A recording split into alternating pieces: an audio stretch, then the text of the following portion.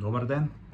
Днес темата ще бъде защо не ви стигат парите и как да променим това.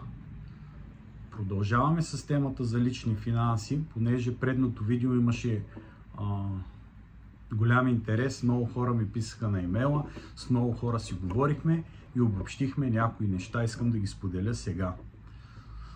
Знаете ли кое е най-честото изречение, което чувам, когато си стане въпрос за пари?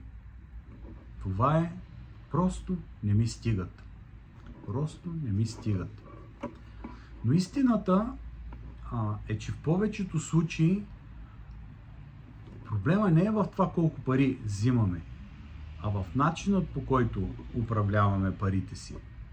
Статистиката показва, че над 70% от хората живеят от заплата до заплата. Причините за това нещо са следните. На база на отговорите на хората: не знам къде ми отиват парите.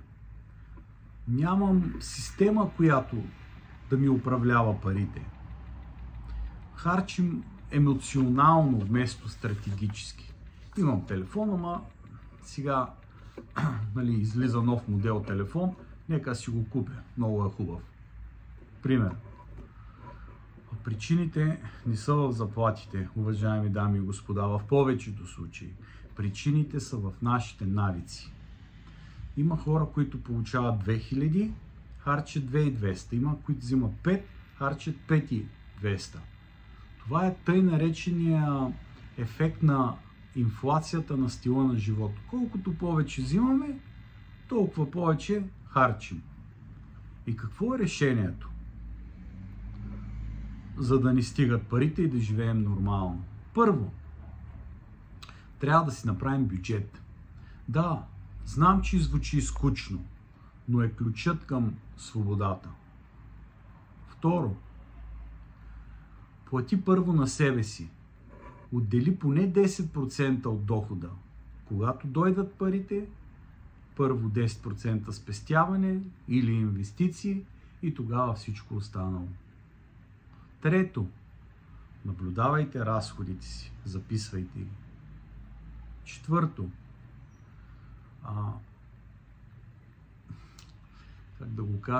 да си задаваме въпроса: покупката носи ли ми дългосрочна стойност?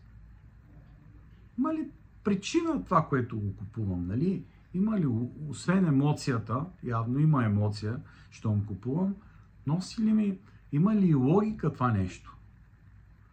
Нали? Промяната, но така накратко да ви кажа, че промяната в личните финанси и в начинът на живот и в финансовата свобода не е магия. Няма как с вълшебна пръчица да стане. А с малки решения, които се повтарят ден след ден, ден след ден и така нататък.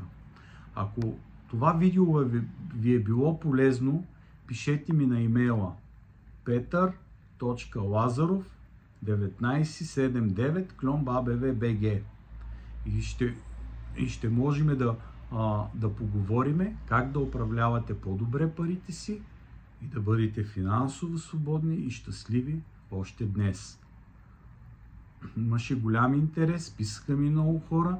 Не мога да кажа, че още този месец ще ви отговоря за среща, но здраве и живот ще го направя.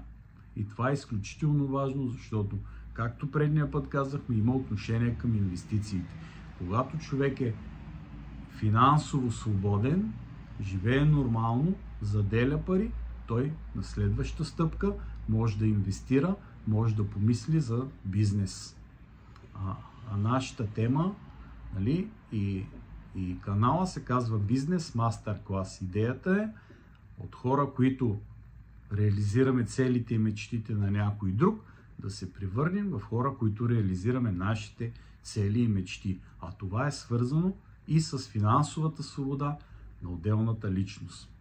Пишете ми на имейла, ще намеря време да поговорим лично с всеки един.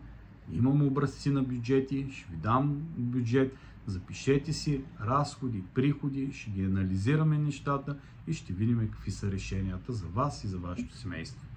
Страхотно!